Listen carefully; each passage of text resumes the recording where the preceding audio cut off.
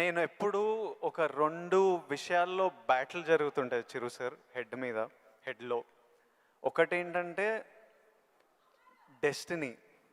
కొందరేమంటారంటే రాసి పెట్టింది జరుగుతుంది. నీకు రాసి పెట్టుందిరా అనే అనే ఆలోచన ఒకటి. ఇంకో నాకున్న ఆలోచన ఏంటంటే కంప్లీట్‌లీ నా డెస్టినీ నా చేతుల్లో ఉంది. నాకు కావాల్సింది నేను గొడ్డు చాకిరీ చేసి అది సంపాదించాలి. ఎవ్వరు మనకు చేసేటోళ్ళు లేరు. ఎవ్వరు చూసేటోళ్ళు లేరు. ఎట్లయినా మనం చేసి మనకు కావాల్సింది మనం సంపాదించుకోవాలన్నది. సో ఈ డెస్టినీ అనేది ఉందా? లేకపోతే కంప్లీట్‌లీ మన ఓన్ శ్రమనా? ఇది నాకు ఇప్పటిదాకా ఫుల్ క్లారిటీ అయితే లేదు. దీని మీద మీ థాట్ ఏంటి? డెస్టినీ అనేది ఎక్కడో ఏమి లేదండి. ఆ డెస్టినీ క్రియేట్ చేసేది కూడా మనమే. మనం క్రియేట్ చేసుకోవాలి. నా పాత్ ఎలా ఉండాలి, దట్ ఈస్ మై డెస్టినేషన్, నా డెస్టినీ ఇది. దాన్ని అచీవ్ అవ్వాలంటే నేనే చేయాలి. అది రీచ్ అవ్వాలంటే నేనే కష్టపడాలి. అక్కడ రీచ్ అవ్వాలంటే నేనే పరిగెత్తాలి, నేనే నడవాలి, నేనే కష్టపడాలి అని మనం అనుకుంటుండగా మన పాత్ మనమే లేచి చేసుకుంటూ ముందుకు వెళ్ళాలి తప్ప ఎక్కడ రెడీమేడ్గా ఉండి జన్మల ముందు ఇలా రాసి పెట్టి ఉంటుందంటే ట్రాష్. నేను నమ్మను. మనం సాధించుకోవాలి. మన భవిష్యత్తుకి మనమే ఇంజనీర్స్, మన భవిష్యత్తుకి మనమే నిర్మాతలం. ఎస్, మనమే ఆ డెస్టినేషన్ అన్నది, ఆ డెస్టినీ అనేది మనమే ఏర్పాటు చేసుకోవాలి.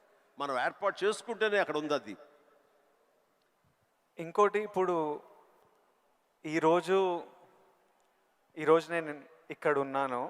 10 ఇయర్స్లో నేను ఎక్కడ ఉంటానో నాకు తెలియదు.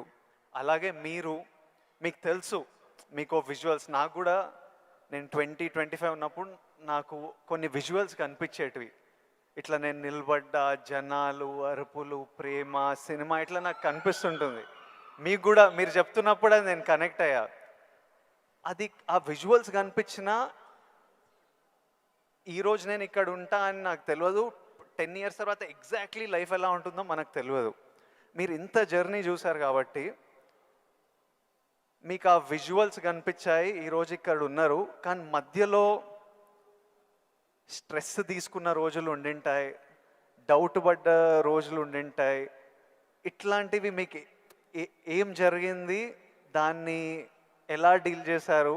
మాకేమన్నా అడ్వైస్. ఎందుకంటే వీళ్ళందరికీ కూడా 5 ఇయర్స్లో ఎక్కడుంటారు, 10 ఇయర్స్లో ఎంత పెద్దగా అవుతారు, ఏం ప్రాబ్లమ్స్ వస్తాయో మనకు ఎవరికి తెలియదు. మన శ్రమ మనం చేయాలి 100%. బట్ ఇమోషనలీ, మెంటలీ, సైకలాజికలీ ఎలా ఉండాలో I think there is no better than this man and his journey. ఎవరి లైఫ్ కేక్ వాక్ కాదండి. అండ్ దేనికి కూడా షార్ట్ కట్స్ లేవండి. చాలా హర్డిల్స్ ఉంటాయి, తర్వాత ఎగుడు దిగుళ్ళు ఉంటాయి, ఎత్తు పల్లాలు ఉంటాయి, జయాపజయాలు ఉంటాయి, ఎగ్జైట్మెంట్లు ఉంటాయి, డిప్రెషన్లు ఉంటాయి. ఇవన్నీ కూడా తట్టుకుని వచ్చిన వాడిని. అవన్నీ నాకు జరిగినాయి. ఒకే ఒక ఎగ్జాంపుల్గా చెప్పాలంటే నా మైండ్ సెట్ ఎలా ఉండిందంటే, ఒక ఉదాహరణకి చెప్పేస్తాను. న్యాయం కావాలనే సినిమా, శారద గారు ఆఫ్టర్ లాంగ్ గ్యాప్ రీఎంట్రీ. ఆవిడ ఒక డిఫెన్స్ లాయర్, నా తరపున కొంగర జగ్గయ్య గారు ఒక డిఫెన్స్ లాయర్, రాధిక ఒక దాంట్లో ఉంది, క్రాంతి కుమార్ గారు పైన క్రేన్లో ఉండి ఆయన కొంచెం ఆపరేట్ చేస్తారు, though is a producer. And 300-400 మంది, ఇప్పుడు ఇక్కడ ఎంతమంది ఉన్నారు ఈ హాల్లో అంతమంది జూనియర్ ఆర్టిస్ట్ తోటి ఉంది. అది లాస్ట్ వర్డిక్ట్ ఆ న్యాయం కావాలి సినిమాకి. సో అందరూ రెడీగా ఉన్నారు. నేను బయట ఉన్నాను. అసిస్టెంట్ డైరెక్టర్ వచ్చి పిలిచిన తర్వాత గబగ వచ్చేస్తే నా బోన్లో నేను నుంచున్నాను. అందరూ ముందు ఆయన, ఏంటంటే మేము కూడా పిలవాలా, వచ్చి కూడా పడి ఉండారా మీరు, ఏంటంట అప్పుడే సూపర్ స్టార్ అనుకుంటున్నారు మీరేమన్నా, ఉండండి, ఇది పెద్ద పెద్ద యాక్టర్లు లేరా, జగ్గయ్య గారు, శారద గారు అనేసరికి ఒక్కసారి గుండె పిండేసెట్ అయింది విజయ్. ఇందులో నా తప్పే ఉంది, బయటే ఉన్నాను, ఫ్లోర్ బయట, వాళ్ళు పిలిచారు, వచ్చాను, కూర్చున్నాను, ఎదురు తప్పేంటి, ఎందుకు అలా అరుస్తాడు, పైగా క్రెయిన్ పైన ఉండేసరికి ఆయన అరుపులు అందరికీ వినపడుతున్నాయి. అలాగే కామ్ అయిపోయాను. ఆ రోజు మధ్యాహ్నం భోజనం చేయబుద్ధి కాలేదు. సాయంత్రం ఇంటికి వెళ్ళిపోయిన తర్వాత నా ల్యాండ్ ఫోన్ వచ్చింది. నేనే క్రాంతి కుమార్ని మాట్లాడుతున్నాను. చెప్పండి సార్. ఏం లేదు, శారద జ్ఞాపక శక్తి లేకో ఏవో తెలియదు, ఫిల్మ్ తినేస్తుంది. అప్పట్లో కోట 400 లేదా 500 అడుగులు మాత్రమే ఇచ్చేవాళ్ళు రోజుకి. ఆయన స్ట్రెస్లో ఆయన ఉన్నాడు, ఆయన కోపాన్ని దాన్ని నా మీద చూపించుకున్నాడు. బట్ అది కాదు నన్ను ఎంత నిర్వీర్యం చేస్తుంది, ఎంత డిప్రెస్ చేస్తుంది, ఇంతమంది ముందు నేను ఎంత అవమానానికి గురవుతాను అనుకున్నాను.